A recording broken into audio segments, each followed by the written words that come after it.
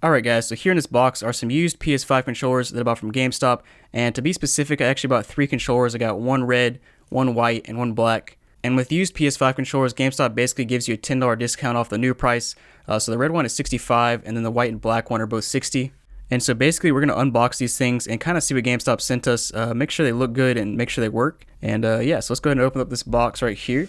And like I said, 65 for the red one, 60 for the other two. So honestly, not that steep of a discount, but that's pretty on par with GameStop.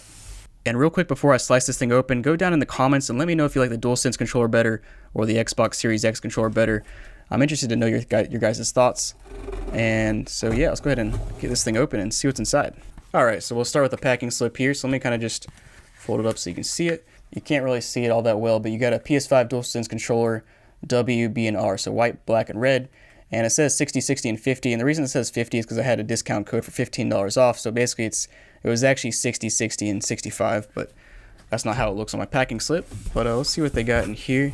I don't know if they're actually going to be in a box or loose or what. But first of all, that's good.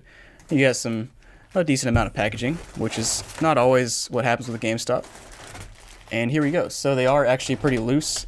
I shouldn't say loose. They are loose. They're not in a box or anything, which is, if you've ever seen GameStop used accessories, this is pretty standard. They toss it in a bag and send it to you.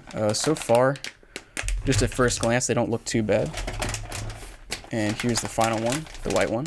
So now let's go ahead and zoom in on these things and kind of check out the condition. And first of all, I think it's kind of interesting that GameStop already has PS5 or used PS5 controllers. I guess it's not unreasonable. I mean, I guess people could trade in their white controller to get a red controller, or trade in their red to get a white. I don't know, but GameStop obviously does not really have any used or refurbished PS5 consoles yet because people can't find new ones. Let's go ahead and just take a look at this first controller here. So it's the white controller. And first thoughts, the thumbstick feels a little bit greasy on this one, so I don't know that they wiped it down or anything, but it actually looks pretty good, except, ooh, I don't know, that right trigger. Let me zoom in a little bit more. Alright, so this, like I was saying, this right trigger feels a little bit loose. There's a whole lot more tension on the left one than the right one, so I'm hoping that does not affect our adaptive triggers. That could be a cause for concern.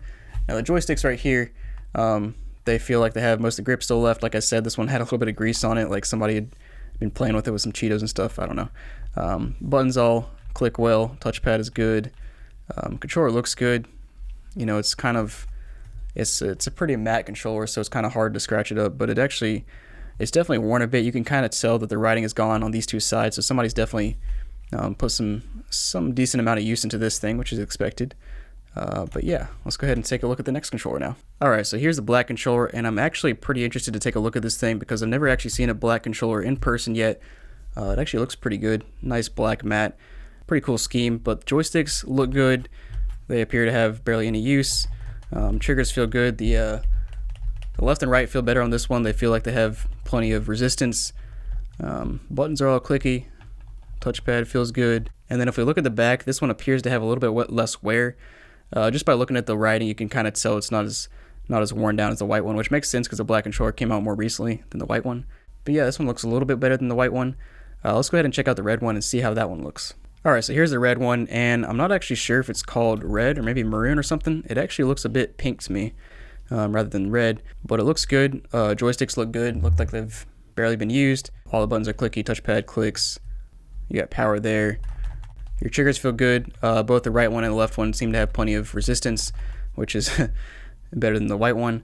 And then on the back here, you can kind of take a look at the writing again. And this one looks, it's kind of hard to tell because the writing blends in a bit with the controller, but it actually looks a bit more used than the black one. So, I mean, yeah, none of these look bad. They all look pretty good.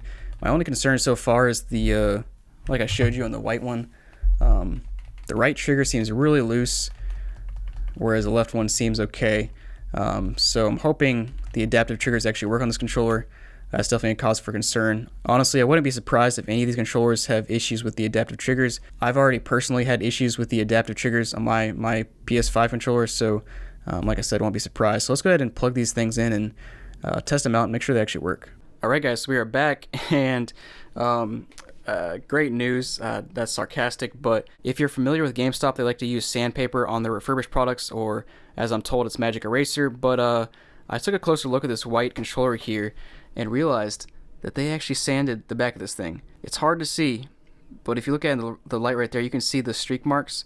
Hopefully you can see that. If you can't, I'll try to take a better picture and throw it on the screen so you can see it. But they definitely scratched the back of this thing, and I don't know why. I don't understand it, but I mean, I compared it to my controller, and my controller looks pristine compared to it. So it's definitely something they did to it.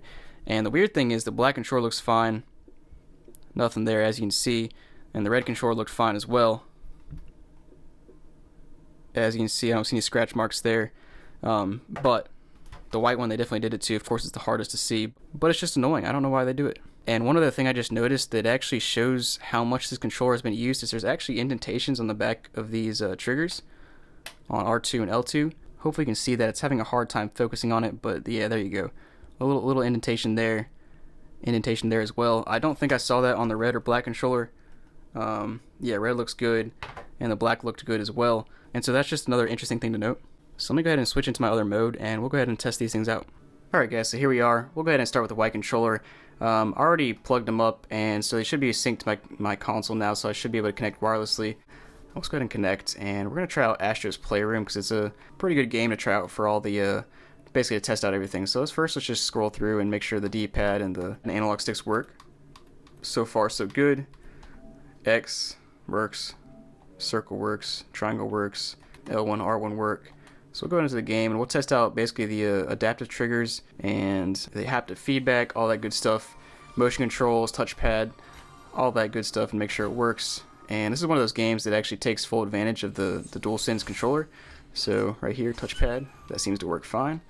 You can blast off, shoot around, kick people, and yeah, the haptic feedback is definitely working. You can it's got a certain feel to it when you're just running around. You can feel his feet. It's hard to explain without feeling it yourself, but you can definitely feel it. Like, you can, when his left foot hits the ground, you can feel it on this side. When the right foot hits the ground, you can feel it on that side.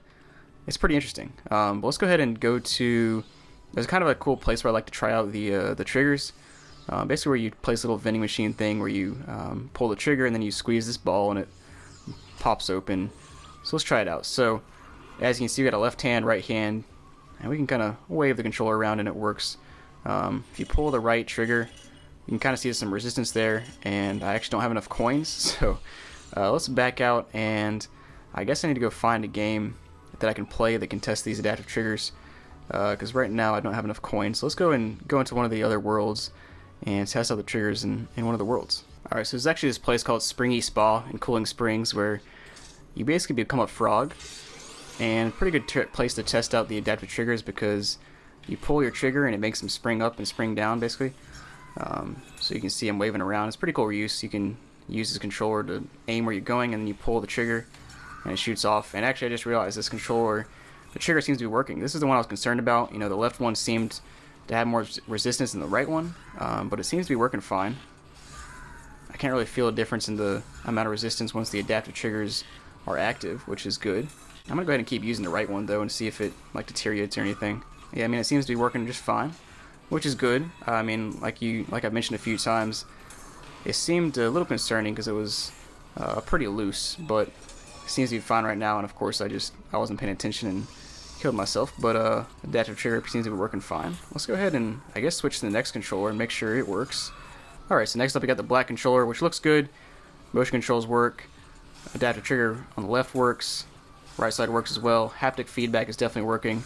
And then once we get out of here, we'll test out, of course, our other controls and stuff. Let's go, actually, we can go to a different spot and we can test out just our motion controls, or by motion I mean my analog stick and that sort of thing. So clearly the right stick works, left stick works. You can jump. It definitely looks good. Pause. You can go back out.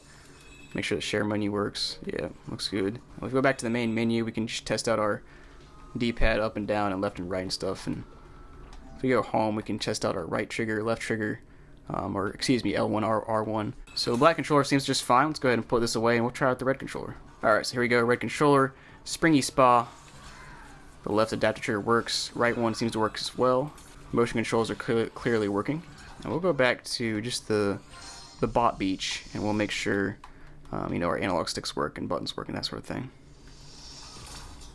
Yep, right works, left works, triangle or square, X work. Of course, we press pause, that works. Share button works. D-pad works. If we go home, we can test out triangle, L1, R1, those are working. So cool, all three controllers seem to be working just fine, which is a good sign. Like I said a few times, I was concerned about the white controller. I mean, I guess it is what it is. Over time, I guess the springs just deteriorate, but overall, it seems to work just fine. So I guess the only thing that kind of annoys me is the PS5 controller and how they scratched up the back with sandpaper or magic eraser, whatever they use. But I mean, that's just kind of GameStop run-of-the-mill. That's how they do it, and I should expect nothing less. But yeah, I mean, other than that, not bad. It's only a $10 discount, but worst case scenario is you get a PS5 controller that doesn't work very well and you can return it for a full refund. So if you're looking for a controller, I say it's not a bad use to go ahead and buy a used controller from GameStop. I mean, these three, they all look pretty good.